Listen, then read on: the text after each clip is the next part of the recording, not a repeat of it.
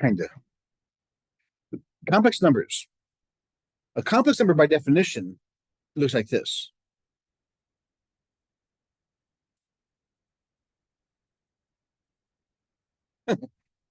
That's a complex number. Remember the first day of class said every number can be written as a fraction? Every number can be written as a complex number. A and B are real numbers.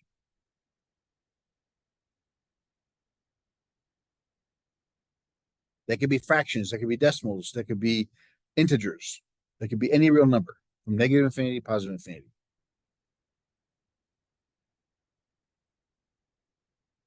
And I'll tell you what I means in a minute. So for example, 3 plus 4i.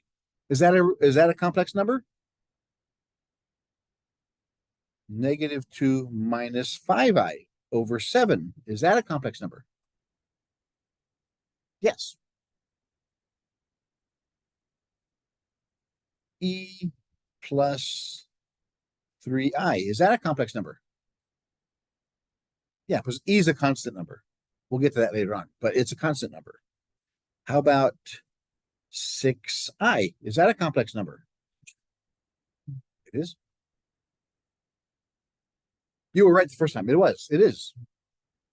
Because remember, this number is the same thing as 0 plus 6i. A can be, is 0 a real number? So A could be 0. So 6i could be, that's a complex number. How about 3? Is that a complex number? It is. Because it can be written as 3 plus 0i. A complex number just has to be able to be written like this. And everything can be written as a complex number. Yeah. So everything can be written. If it's an integer, it has a 0 in front of the I. If it's an imaginary number, that's what this I means, it has a 0 for the real number, or it could be written as any of these. Now you're going to ask me, what is that I thing all about? We know what X's are. I stands for imaginary.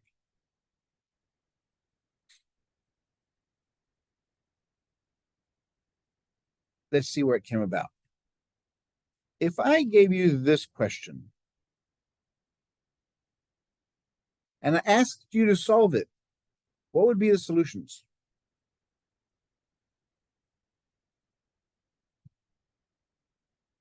How would you solve it?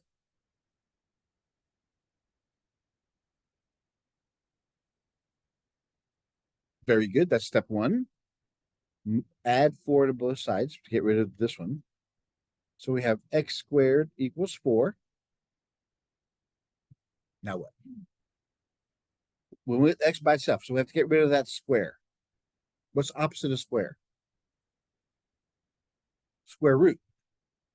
If we take the square root of both sides, we screw it. The square root and the 2 cancel, so we just have x. What's the square root of 4? Is that the answer? Yes and no. The answer is plus or minus 2.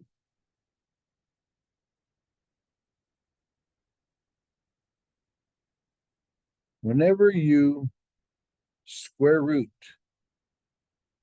an even degree term,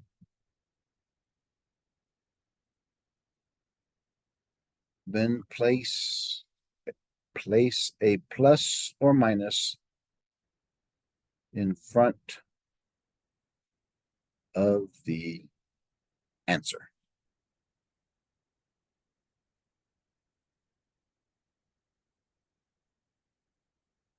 And you know me, I always ask why.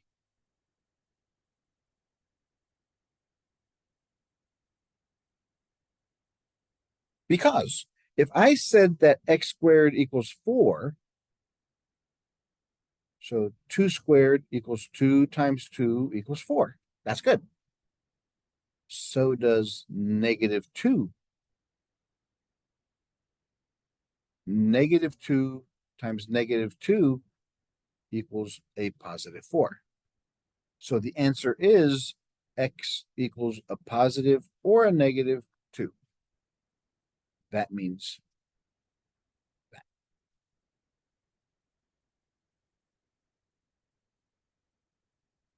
So whenever you square root an even power,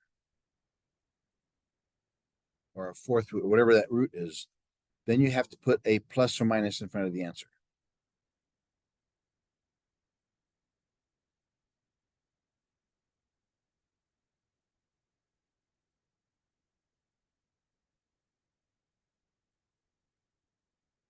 So if I had x squared equals 25, what would the answer be?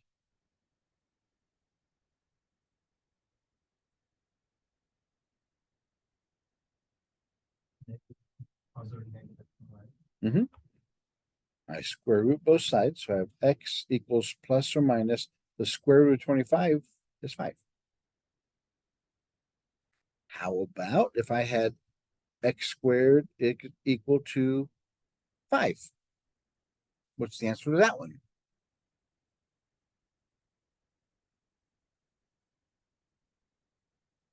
Can't be, because square root of 4 would be 2.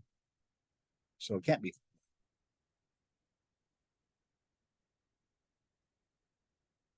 Walk through the process. What's the first thing you do? Square root both sides.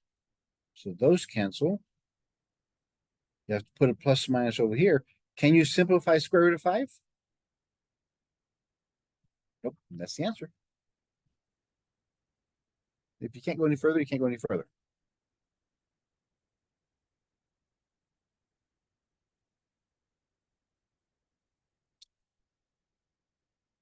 So mathematicians and scientists and engineers were fat, dumb, and happy. Everything was working great until they get a problem like this.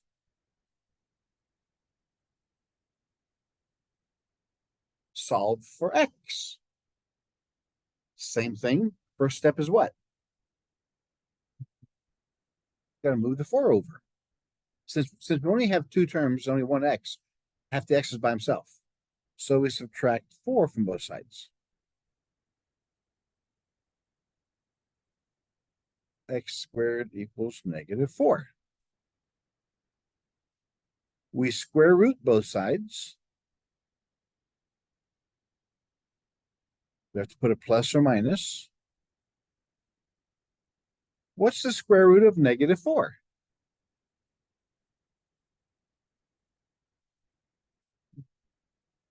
Well, let's see. What 2 numbers multiply to give you -4? -2 times -2 equals 2 times 2 equals, so you can't. It cannot equal negative. Not yet. Up until now, we say there's no solution, no real solution. So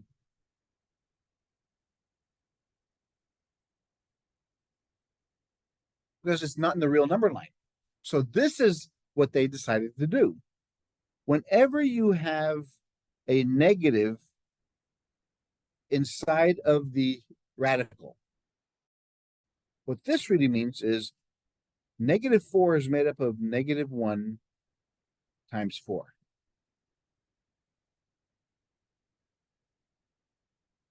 Square root of -1 times the square root of 4. So far, so good. I'm just separating them. I just took -4, broke it up into smaller pieces, and I put square root. So square root of 4 is what? 2. Whenever you see a negative inside a square root, that becomes I. It's imaginary. We can't get to it. So I, by definition, is the square root of -1.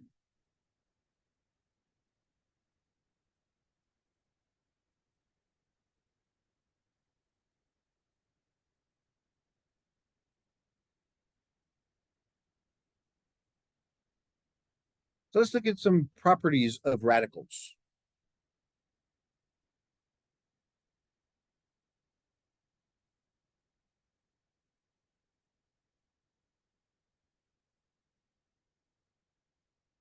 Or it could be anything, nth root.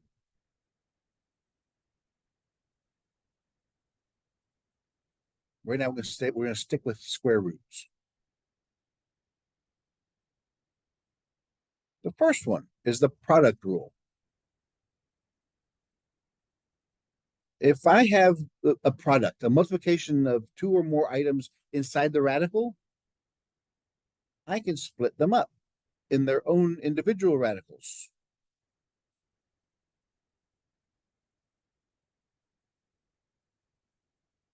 Remember, equality means you can go both directions. So if I have two separate ones, I can put them in the same one. In other words, the square root of 3 times square root of 2 is the same thing as square root of 6.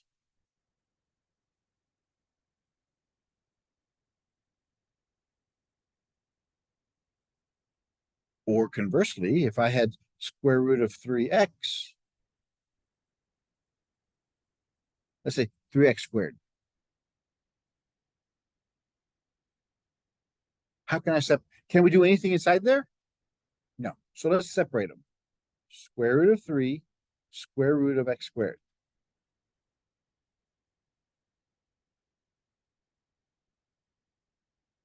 Can anything simplify there?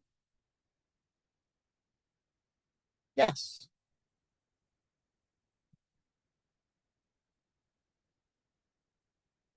You notice how I put here an n? This number here is called the root.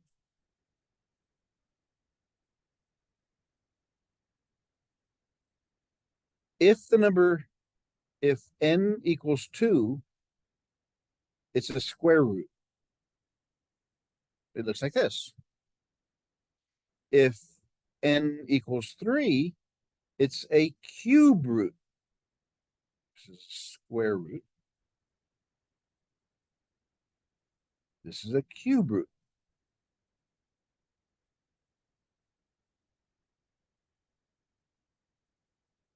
And anything higher, we'd simply say like fifth root or seventh root or ninth root.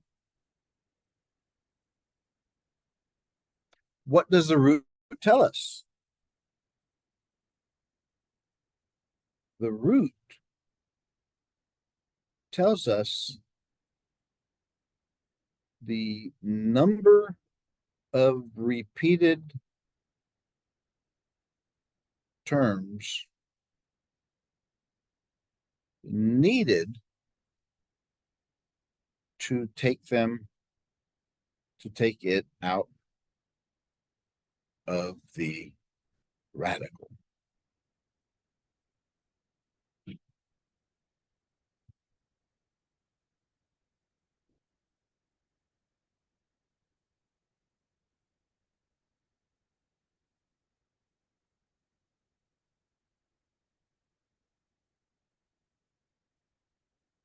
So a square root needs how many of a kind?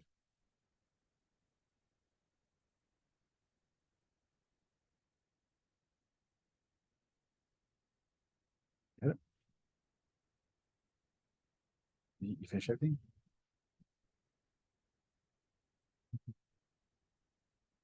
Right. So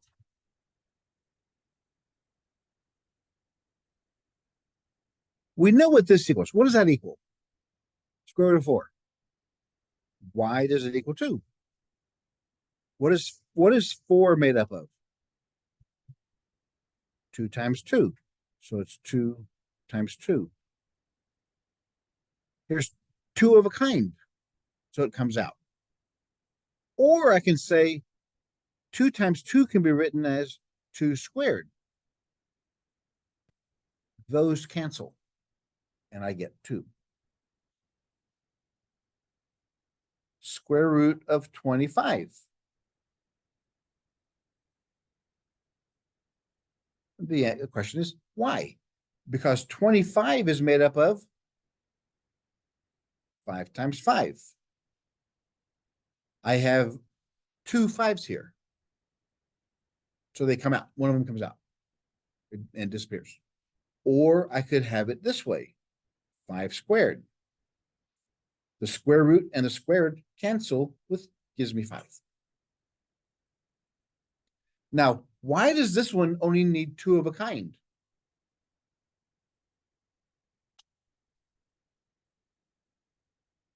Because the invisible number here is 2. So square root has an invisible 2 there, which tells me that I need 2 of a kind to take it out of the radical.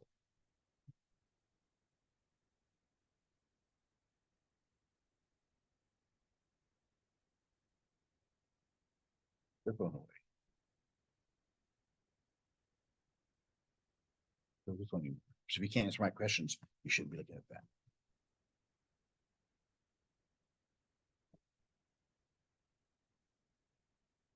How about the cube root of 8?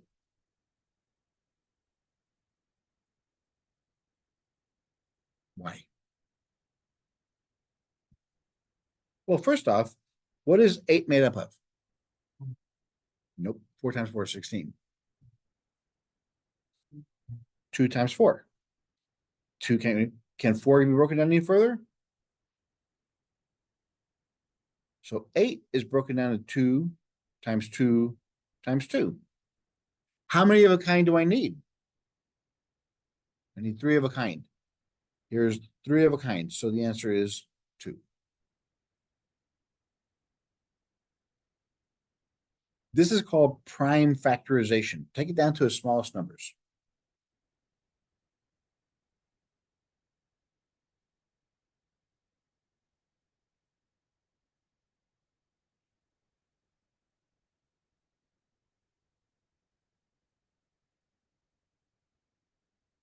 Cube root of 54.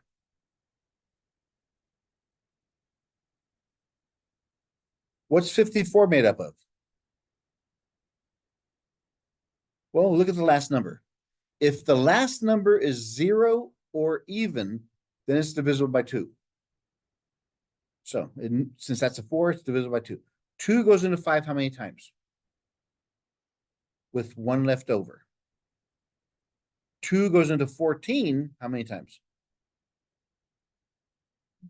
7. That's 1. So we have 2. Now what's 27 made up of? Is it divisible by 2? Is it divisible by 3? How do you know? Because it's 27. Whenever you have a number, if you add up all the digits, 2 plus 7 equals what? 9. Is this number divisible by 3? If that number is divisible by 3, so is this one. So 3 goes into 27 how many times? 9. 9 is broken down to 3 times 3.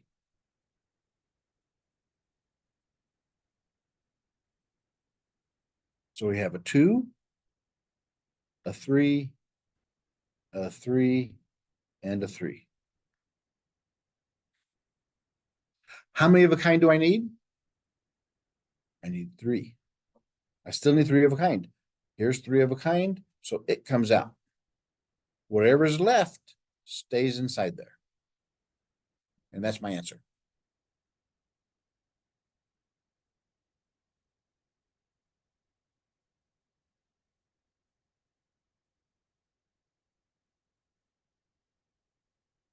Okay, we know this.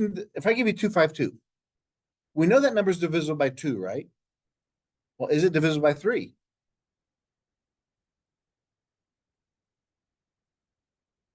Two, plus 5 plus 2. 2 plus 5 is 7. 7 plus 2 is 9. That's divisible by 3. So this number is divisible by 3 as well.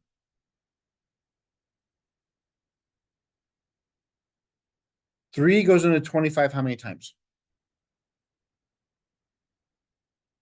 8. With how many left over? 3 goes into 12. So 3 times 84 is 252. And then we can break this one down.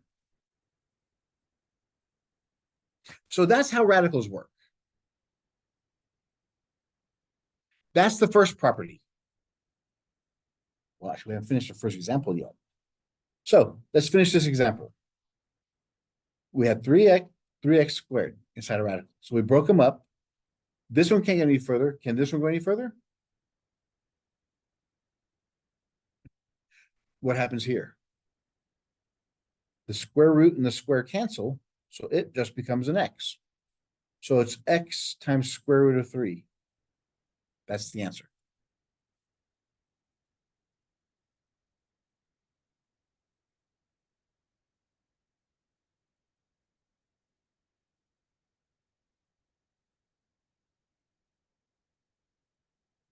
Any questions so far?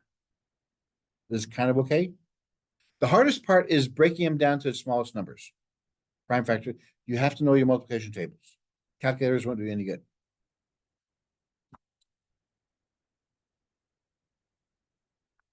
So the second property is the quotient property. If I have the square root of x divided by y, if I can do this, I would go ahead and do that, if I can simplify it. But if I can't, I would break them up into their individual pieces.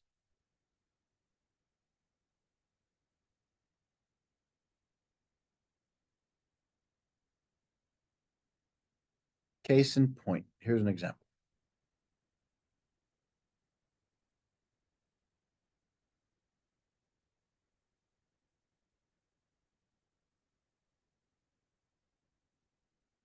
What's this one going to become? 9? Anybody agree?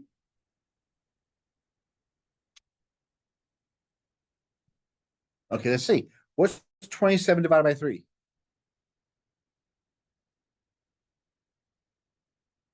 27 divided by 3 is 9. What's the square root of 9? 3.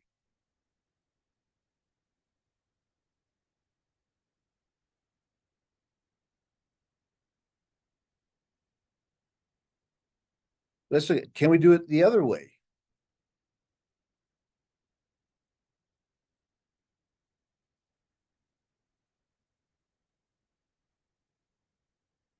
Can we do it that way?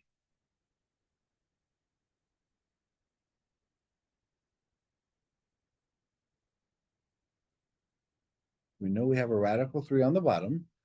What does 27 break down into?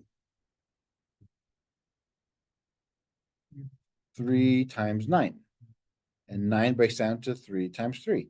So this becomes 3 times 3 times 3. So far, so good? How many of a kind do I need? Yeah, it's invisible, so it's 2. I just need 2 of a kind. So there's 2 of a kind. It comes out in front. What do I have left inside there? I have this one right there. So it stays in there.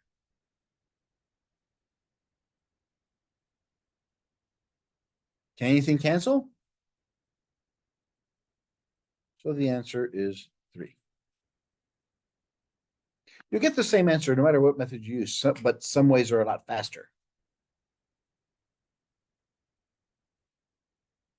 Now, why did I make you do that?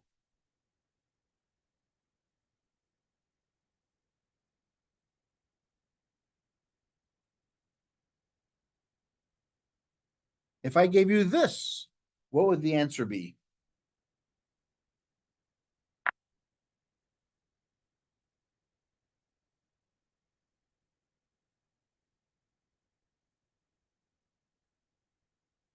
You'll need to work it out. You can't do it in your head.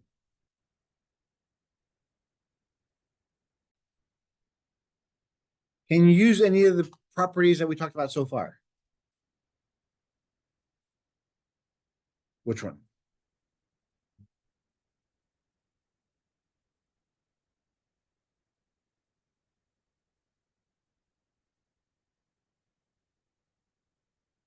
Anybody? Can I use any of the properties?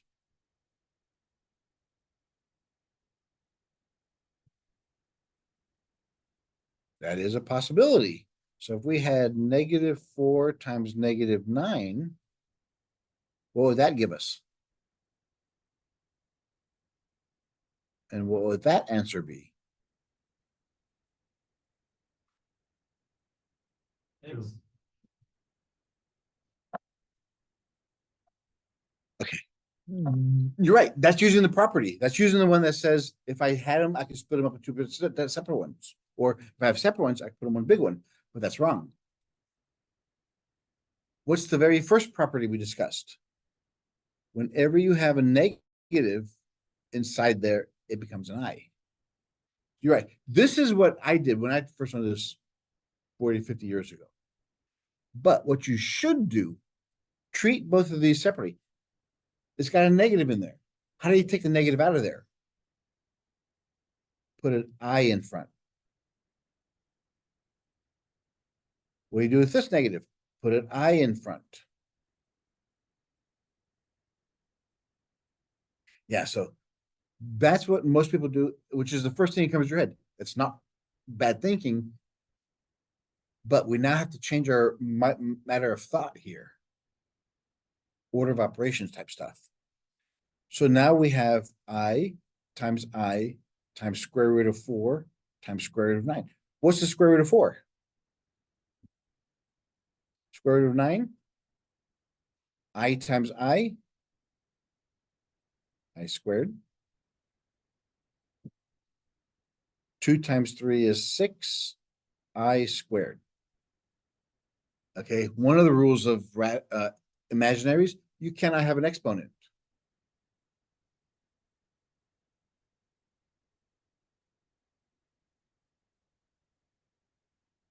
You cannot have an exponent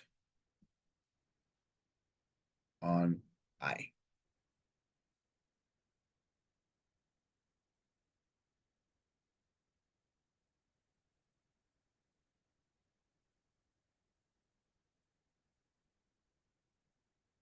So how do we fix that? We know that I equals what?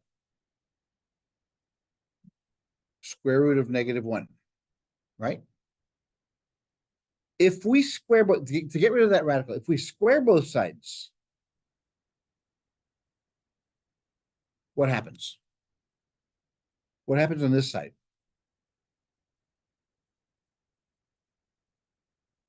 The square root and the square cancel, we're left with -1. So I squared equals -1.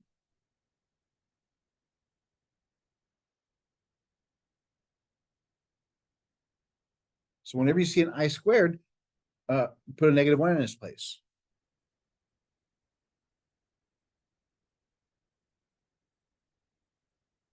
So basically, all an I squared does is change the sign of its coefficient. That's all it does. It changes sign. So far, so good. All right, let's do some of these examples here. Example 1.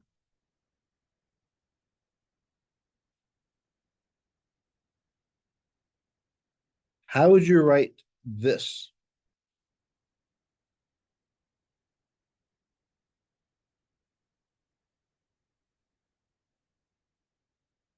Very good. I square root of 7.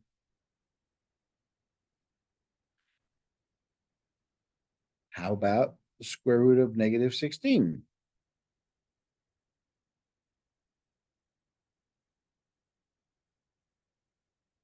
Anybody?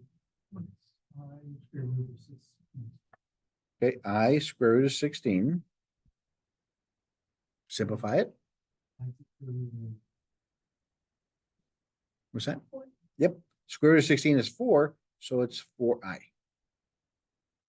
Remember, the values go in front of the I. That's why it looked like a plus bi. C, negative square root of negative 13.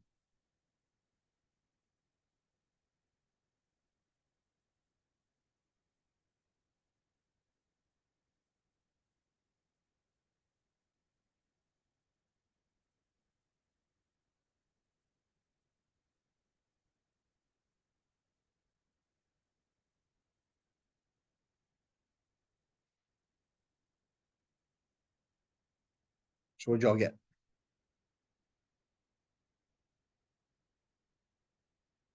Order of operations. Inside, can you do anything inside there? Let's do this. What do we get when we do square root of negative 13? I square root of 13. The negative is still in front. So it's negative I square root of 13.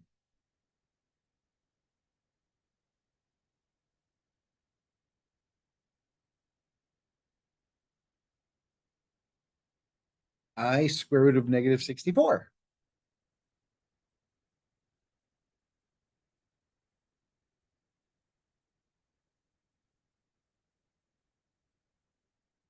Of what?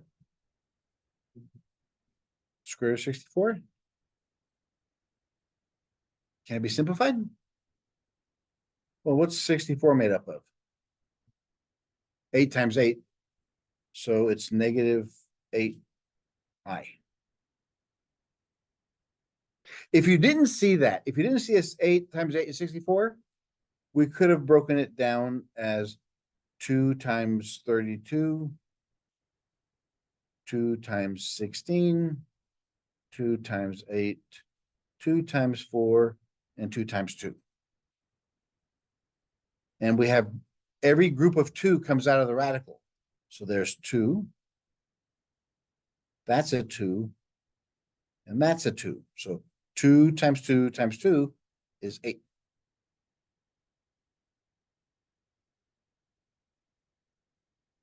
Square root of negative 48.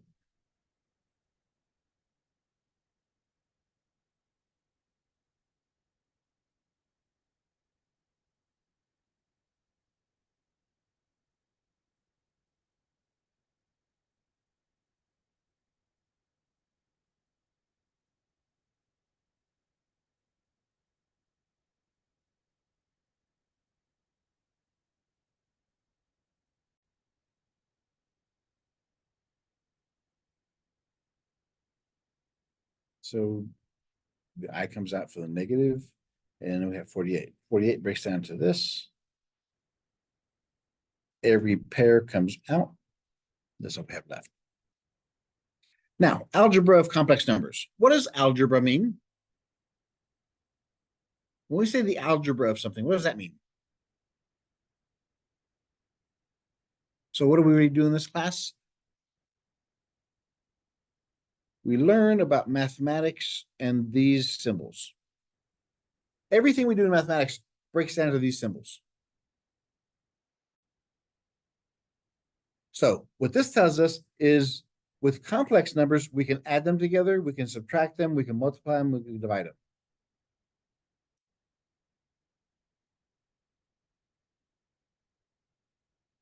So let's look at example 2. We had 8 plus 6i plus 3 plus 2i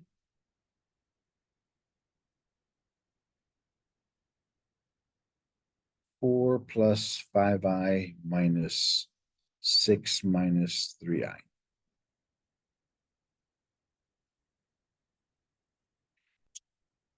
So we'll just do these equations separately. Order of operations always applies. In this first one, can we do anything inside the parentheses? No. So can we drop the parenthesis? Yeah, there's nothing in front of there, so I could drop that first one. How about the second one? Can I drop that one? Yeah, because then nothing changes. So it's plus 3 plus 2i. Whenever you get rid of parentheses, the first thing you want to do is combine like terms. 8 plus 3 is 11. Positive 6, positive 2 is positive 8i. And there's your answer.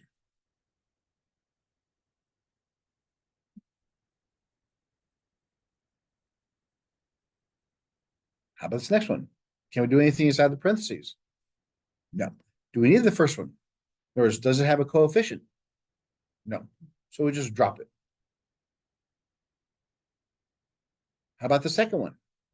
Can we just drop them? No, because this negative sign changes the sign of everything inside there. Remember, it's like a -1 coefficient.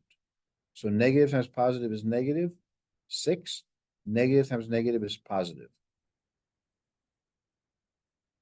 You can only drop them if there's just a plus between them and no coefficients.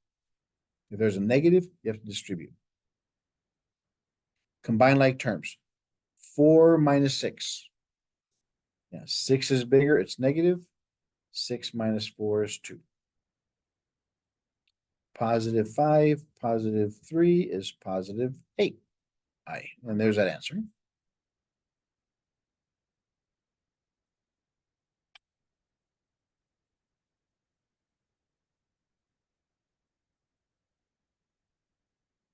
Still pretty easy? Or kind of easy? Let's mix it up a bit.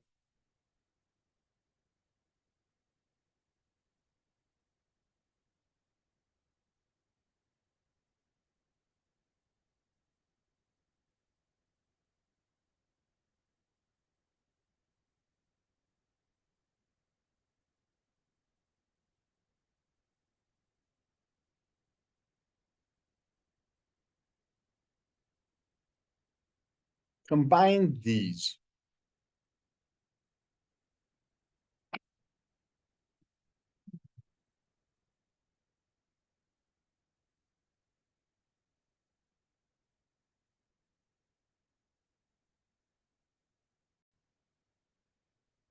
We can't do anything inside the parentheses, so we have to get rid of them. Negative times positive, 2 times 3 is -6. Negative times negative is positive. 2 times 5 is 10i. Positive 3 times 1 is 3. Positive 3 times 3 is 9i. Minus 5i plus 6i.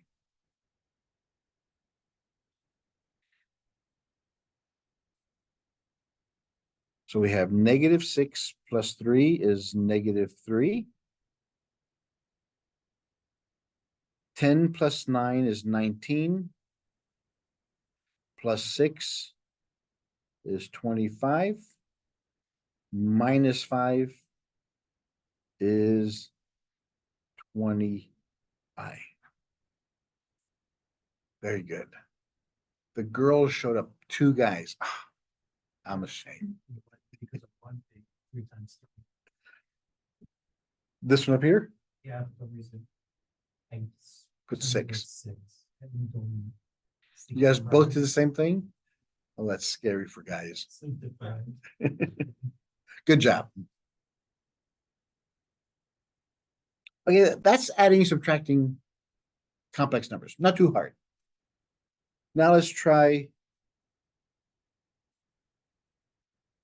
multiplication. Multiply complex numbers.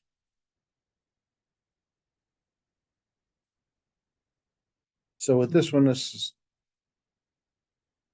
example 3. We have A, square root of -16 times square root of -25. B is 1 plus 2i, 1 plus 3i. And then C, 3 minus 7i squared.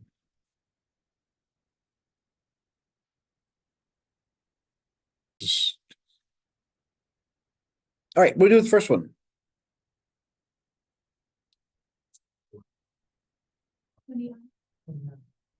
Well, yeah, first one, it's gonna be I square root of 16 times I square root of 25.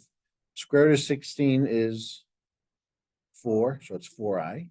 Square root of 25 is 5i. 4 times 5 is 20.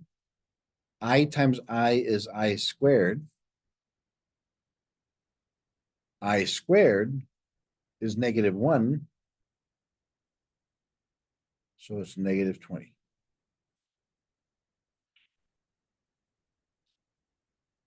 We did the one like that not long ago. How many of y'all forgot to do the I squared? The 20i. I squared.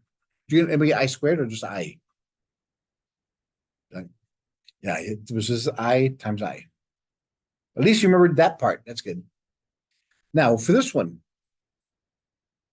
I don't like to use the term FOIL because that's only describes one method. When two terms multiply by two terms, that's the only time FOIL works. What this really is distributivity. Everything in the first parenthesis distributes to everything in the second. So we do this. Because if you had two terms and three terms, you can't do that. You can't do the FOIL. So you have to distribute. So might as well just run one method. 1 times 1 is 1. 1 times +3 is +3i. That does it for that one. +2 times 1 is +2i. Positive. 2 times 3 is 6. I times I is I squared.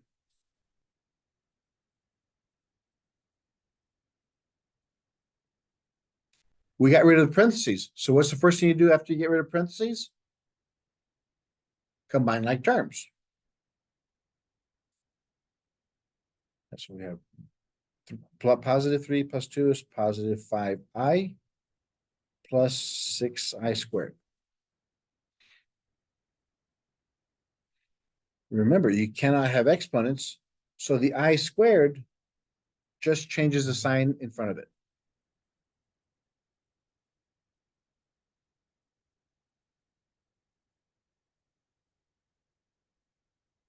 And then we combine like terms, right? So -6 plus 1 is -5.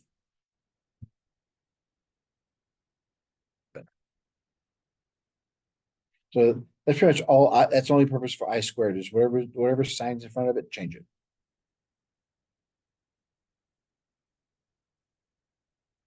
Because I squared is -1. What'd you get for this one? Anybody get 9 plus 49? Good. You can't distribute. You cannot distribute if there's a plus or minus inside the parentheses. So what we have to do is we have to do 3 minus 7i times 3 minus 7i, because that means squared. Whatever the base is, whatever is below there, we've multiplied twice. Let's repeat the process. 3 times 3 is 9. Positive times negative is negative. 3 times 7 is 21i. Negative times positive is negative. 7 times 3 is 21i. Negative and negative is a positive. 7 times 7 is 49 I squared.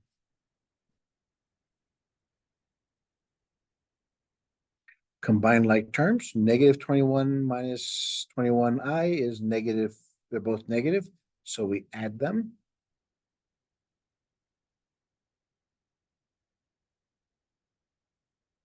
So it's 9 minus 42i plus 49i squared.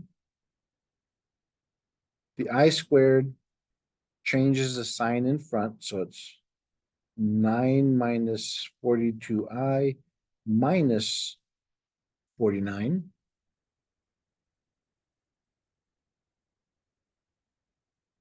Combine like terms. This is negative, so the answer is negative because it's a bigger number than that one. 49 minus 9 is 40, so it's negative 40 minus 42i, and there's the answer.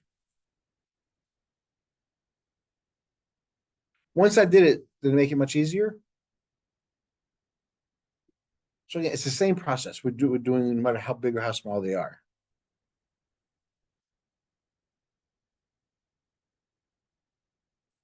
Any questions so far? So whenever you have an I squared, whatever it's, remember, I squared is the same thing as -1.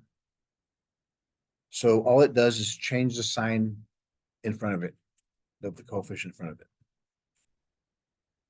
But what if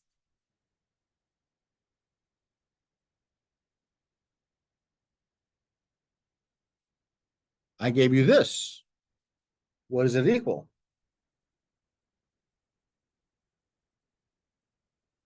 We don't know just yet. We have to figure that out. We cannot have an exponent on I.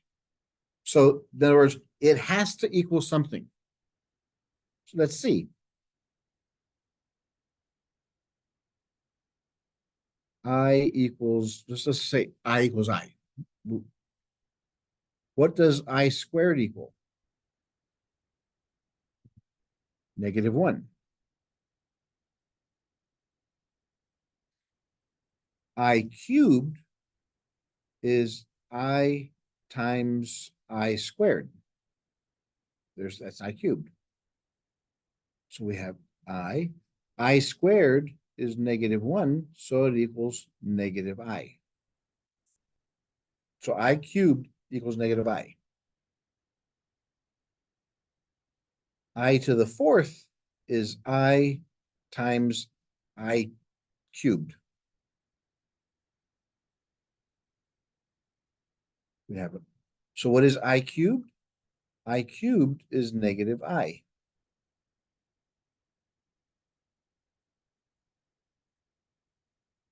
So positive times negative is negative. I times I is I squared. What is I squared? Negative. So negative of -1 is +1.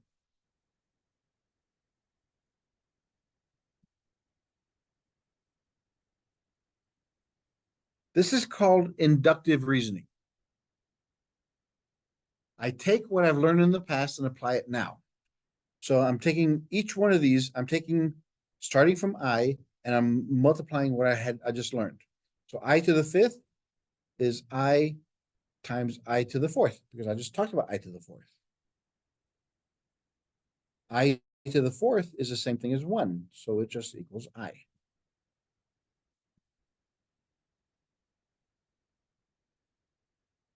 I to the sixth is I times I to the fifth.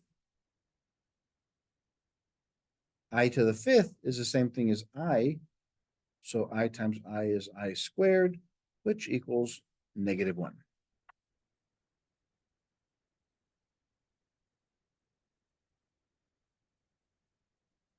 I to the seventh is I times I to the sixth. I to the sixth is -1, so it equals -I.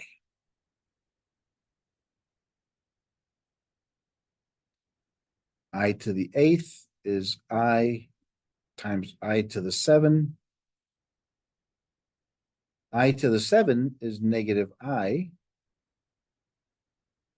So we have -I squared, which is negative of a -1, makes it a +1. So you see the process I'm going through here? I'm taking what I and multiplying with what I just did. So I squared is equal to -1. I cubed is -I. I to the fourth is 1. I to the fifth was I to the sixth was -1. I to the seventh was -I, and I to the eighth was 1. So far, so good? I notice that a pattern is repeating.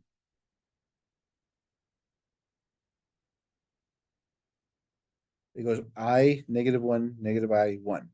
I, -1, -I, 1. So it repeats in groups of 4.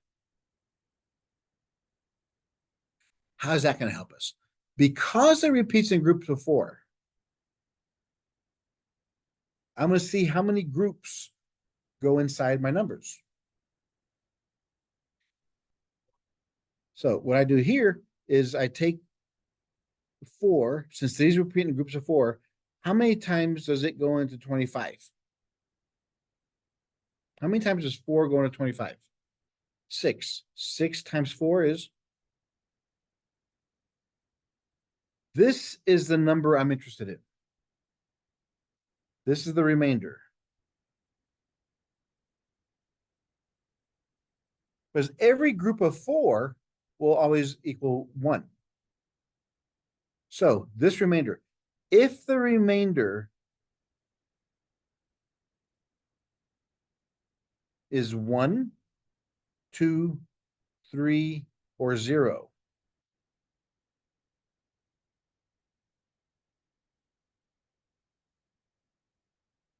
if the remainder is 1, 2, 3, or 0, why is it 0? Because if it's 4, can I divide by 4? Yeah, 4 divided by 4 is 1.0. There's no remainder. So if the remainder is 1, the answer is I. If the remainder is 2, it's -1. If it's 3, it's -I. And if it's 0, it's 1.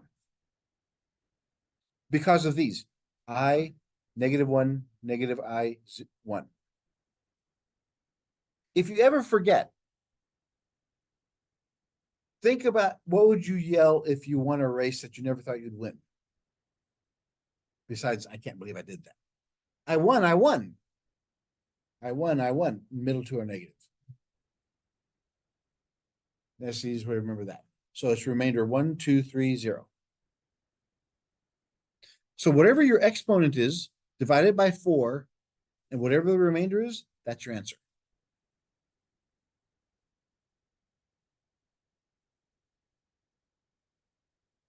Example 4.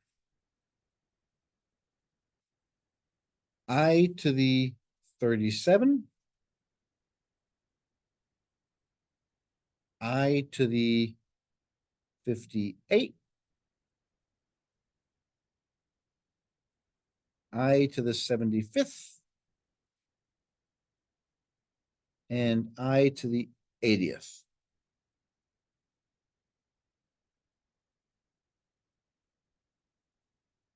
Again, I told you from first day is do not be dependent on calculators. Learn to do this by your head like you did in elementary school.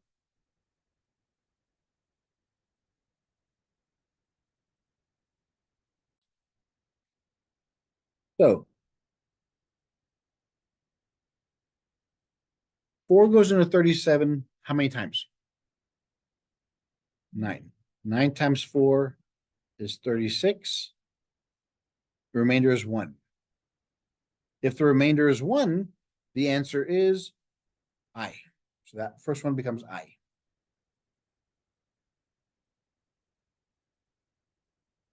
Four goes into 58.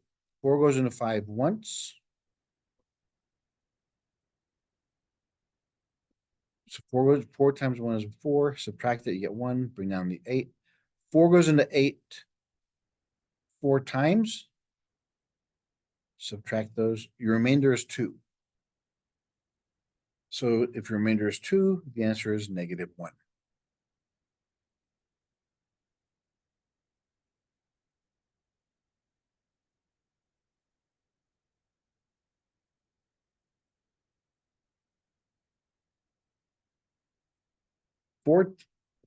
Four goes into 7 once. Subtract them. Get 35. 4 goes into 35 8 times. 8 times 4 is 32. So the remainder is 3. Since the remainder is 3, it becomes -I. And the last one's pretty straightforward.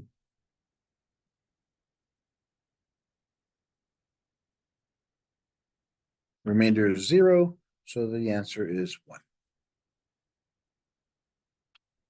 So that's all you do. No matter what the power is, divided by 4, whatever your remainder is, that it is what it is.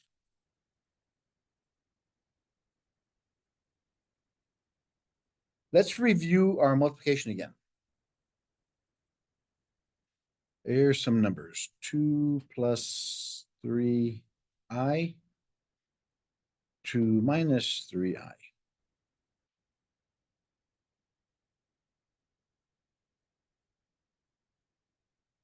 Negative 5 plus 2i, negative 5 minus 2i.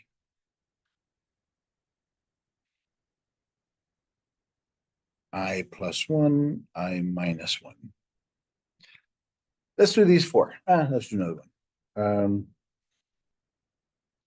4 plus 2i, 4 minus 2i.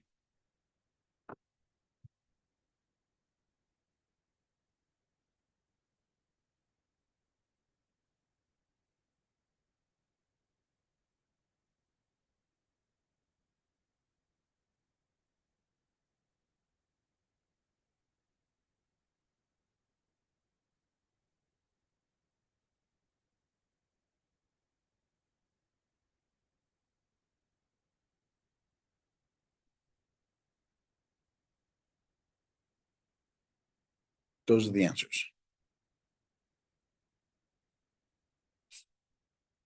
Again, I suggest you guys just sit on the outside so you don't have to keep on bobbing over my head.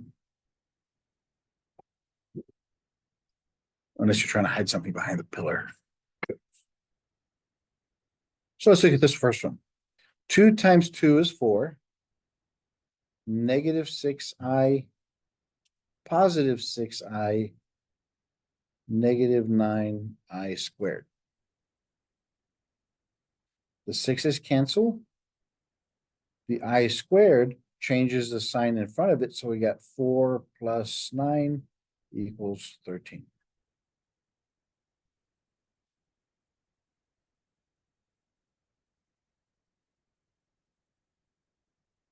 Negative 5 is 25. Plus 10i minus 10i minus 4i squared. The 10i's cancel. The I squared changes that negative to a positive.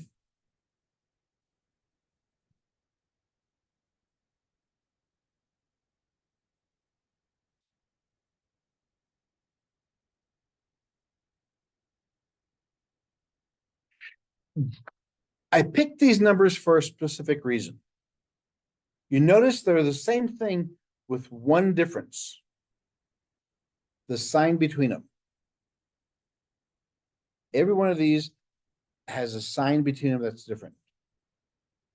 These are called complex conjugates.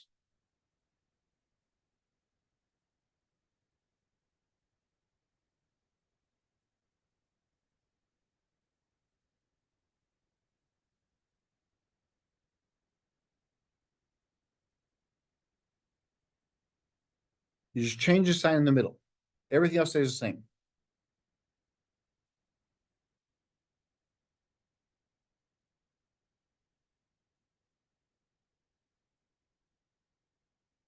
What happens here, if you noticed with these, notice this last step. First off, all the i's disappear. So that's one purpose. That's why we use a conjugate, is to make the i's disappear. And because the i's disappear and the middle terms, all we have, if we have complex conjugates, take the first number and square it. Take the second number and square it and add them together. 2 squared is 4. 3 squared is 9. 9 plus 4 is 13. 5 squared is 25. 2 squared is 4. 29. 1 squared is 1. 1 squared is 1, 1 plus 1 is 2. 4 squared is 16, 2 squared is 4. It equals 20. That's a shortcut to help us do complex conjugates. Now, why do we have to know this? Is for the last part. Division. The rule here is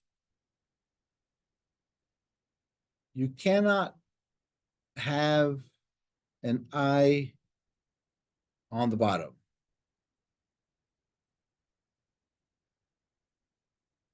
You cannot have an I on the bottom. So we have to get rid of it.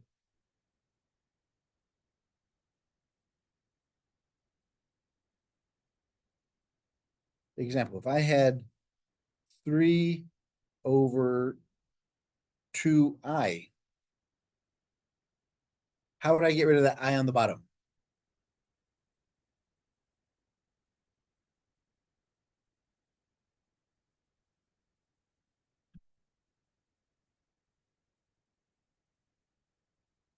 Multiply top and bottom by I. Because we have 3I on top. I times I is I squared. I squared changes that, so it becomes -2. So the answer is -3I over 2. What's that? So it's kind of like. Yeah. So if, again, these are if you have monomials. In other words, if you only have one number on the bottom.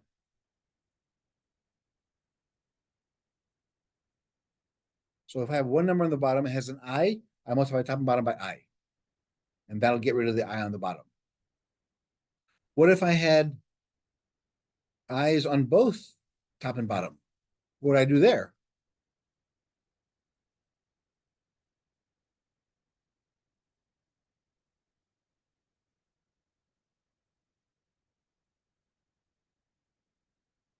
It's a simple answer. I know you see it. You don't want to say it? Cancel the I's.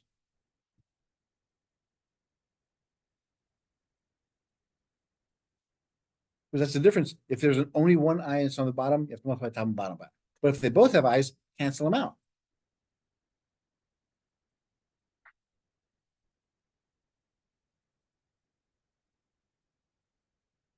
What if I had, let's say 3I. What if I had 2 plus 3I over 3I? What can I do there? Nope. Because this is one number. You cannot cancel like this.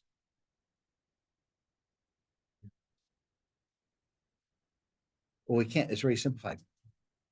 So how do we fix that? We cannot have an I on the bottom. So multiply top and bottom by I. Because it's a monomial, it's a single term. So it's 2I plus 3I squared over 3I squared.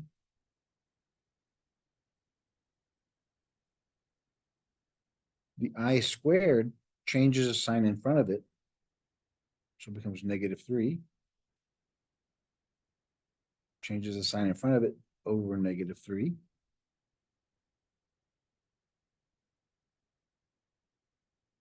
So this negative on the bottom goes out in front or on top, which becomes 3 minus 2I over 3. I ran out of space. Remember, you cannot have a negative on the bottom. So put it up on top because this is one number and I distribute it. It becomes a -2I plus 3. Put it in that form.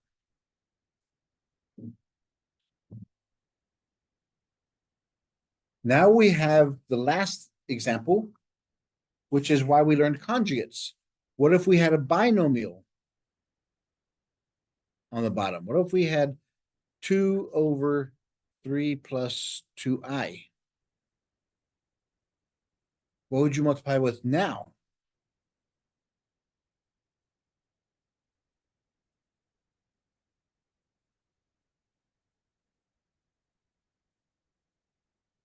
Here, if you have an equation on the bottom, then you have to use the conjugates.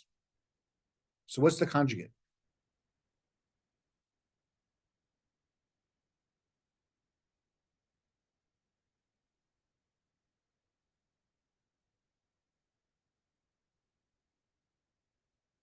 It's 3. Just change the sign in the middle.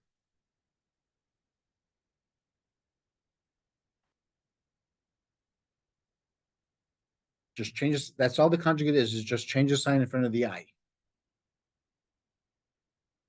So then multiply it out. So we have 6 minus 4i.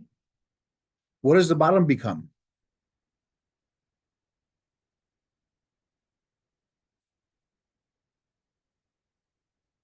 If you don't see it, then you can multiply it out. You'll get 13. Remember, since they're complex conjugates, 3 squared plus 2 squared.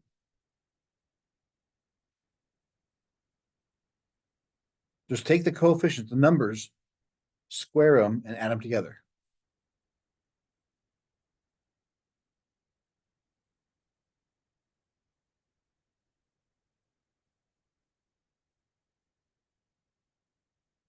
Now, what if I had a complex number on top?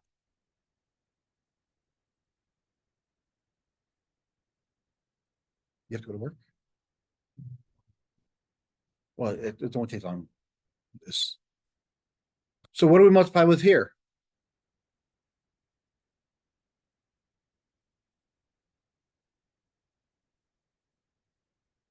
What's our next step?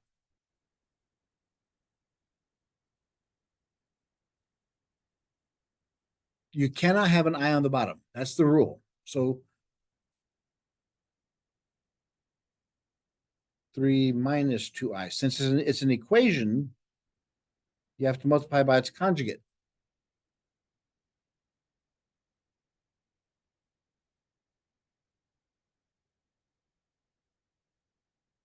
So the bottom, since they're complex conjugates, it's 3 squared plus 2 squared is 13. That's the bottom.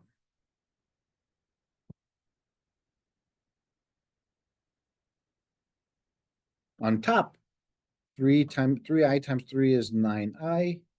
Positive times negative is negative. 3 times 2 is 6. I times I is I squared. 9i squared changes the sign in front. So we have to put it in the right form.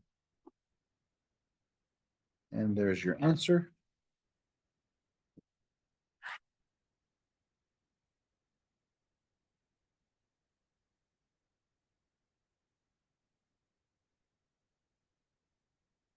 Now, if we have binomial over binomial, what do we do? You can't shrug your shoulders. We've been doing the same stuff over and over for the last half hour. What do? What's the conjugate of what?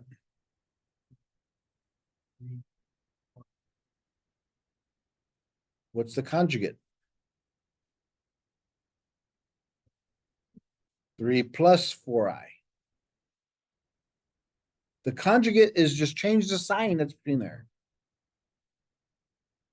So on the bottom, we know it's 9 plus 16 is 25.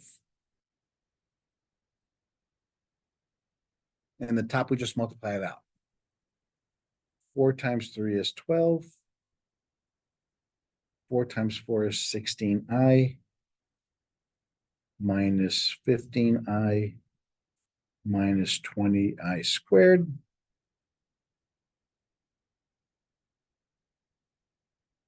(16 minus 15 is positive I. Change that to a plus 20. 12 plus 20 is 32 plus I over 25.